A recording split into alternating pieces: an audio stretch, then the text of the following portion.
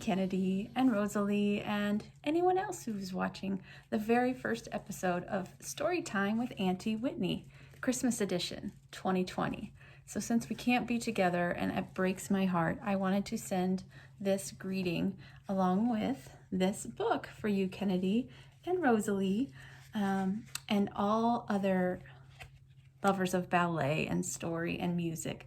This is the story of that Christmas ballet, the Nutcracker. Now, the one I know talks about Clara. The girl in this book is named Marie. It's still a great story. So why don't you read it along with me? The story of the Nutcracker Ballet by Deborah Hautzig, illustrated by Diane Good. It was Christmas Eve, and Marie and her brother Fritz could hardly wait for the party to start. At last the guests arrived. The drawing room doors were flung open, and a brilliance of light and color flooded the hall. "Oh, it's the most beautiful Christmas tree in the world!" cried the children. Isn't it? Hundreds of tiny candles twinkled like stars, and all sorts of sparkling ornaments and delicious things to eat hung from the branches. Under the tree were so many presents that the children didn't know what to look at first. Fritz grabbed a toy horse head mounted on a chestnut stick, and galloped wildly around the room. Marie showed everyone her lovely china doll. I know you have lots of dolls too, and maybe a horse. Those are fun to play with, aren't they? Godpapa Drosselmeyer brought out his special gifts. He opened a tremendous box, and out stepped a life-size toy soldier. Drosselmeyer wound it up, and everyone watched in awe as it marched around the room. Next, a toy Harlequin and Columbine stepped out of their giant boxes. Drosselmeyer wound them up, and they danced together. The children clapped their hands in delight. Then Drosselmeyer got out from under the tree his gift for Marie and gave it to her. It was a wooden nutcracker shaped like a little man, with a white cotton beard and a cheerful smile from ear to ear. Though it was a small gift, it was the one Marie loved best of all. There she is with her nutcracker. Maybe you hear Eli and Asher in the background playing with Ace. Fritz called the Nutcracker an ugly fellow and crammed the largest walnut in the poor Nutcracker's mouth. Crack, crack! 3 teeth fell out. "Stop it, Fritz! You're hurting him!" cried Marie as she snatched the Nutcracker from her brother and cradled him in her arms. "Keep your broken Nutcracker," snorted Fritz. "What's the good of a Nutcracker who can't do his job?" Drosselmeyer gave Marie his handkerchief, and she gently tied it around the Nutcracker's jaw. Marie vowed to protect the little wooden man forever. Late that night, after the party was over and everyone was in bed, Marie crept quietly downstairs to the drawing room. The grandfather clock struck midnight. Marie stared at the chiming clock when suddenly Godpapa Drosselmeyer appeared sitting at the top. "Godfather, what a fright you've given me!" cried Marie. There he is.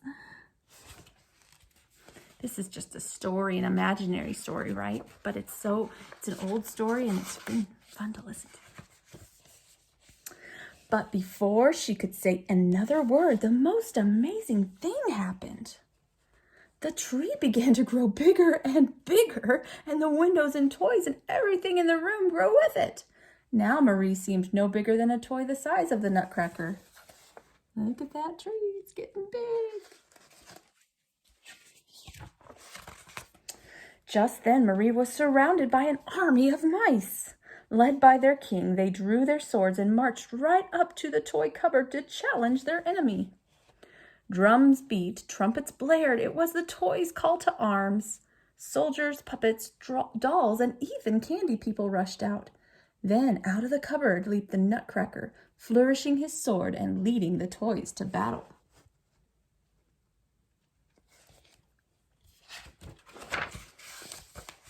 Rank after rank of mice appeared. Marie watched in horror as the Nutcracker's small army was driven back. At last 3 mice seized the Nutcracker's sword. "Now I have you," squeaked the king of the mice. Marie could stand it no longer. "Oh, my poor Nutcracker," she cried. Then she threw her left shoe as hard as she could, directly at the king of the mice. Instantly the mice disappeared as if by magic.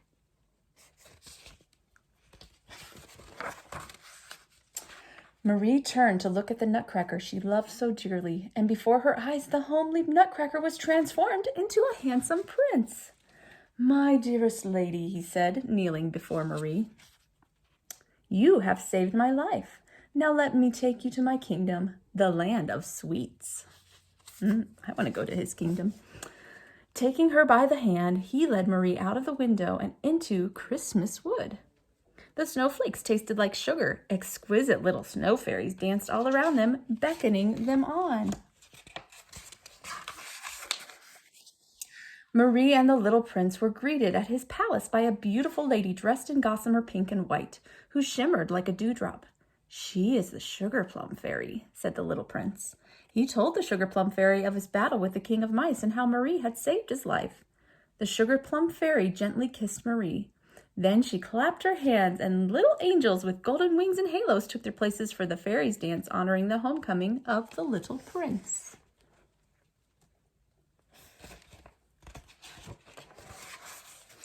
"And now," said the Nutcracker Prince, "to the banquet."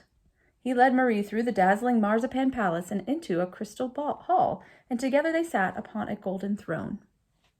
Then Marie and the prince watched in delight and all of his loyal subjects appeared one by one, performed a dance. Here comes Eli for the last bit of the story. Gonna come in, Eli. We're reading the Nutcracker. I guess he doesn't want to. I need to take him somewhere. From Russia came the Cossack dancers. Chinese dancers jumped out of a teapot and did a lively dance.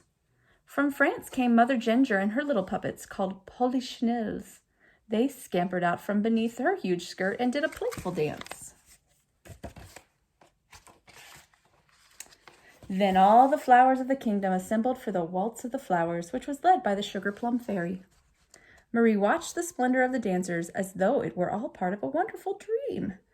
"Everything and everyone here is so lovable and full of life," she said. "If only I could stay here forever."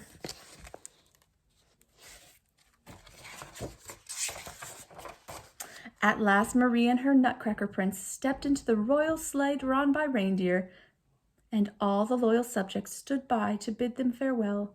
Marie and the prince waved as the sleigh rose slowly into the glittering sky. Everyone in the land of sweets waved back till the sleigh disappeared from sight. Oh, you didn't get to see those pictures. But you have this book in front of you, I hope. The next thing Marie knew, she was in her own familiar bed. Marie never told anyone about the beautiful land of sweets, but she knew that someday her love for the Nutcracker would take her back to that magic kingdom where wonderful things await all who have eyes to see them. The end. I hope you enjoyed that, and I hope to take you to the Nutcracker in person someday.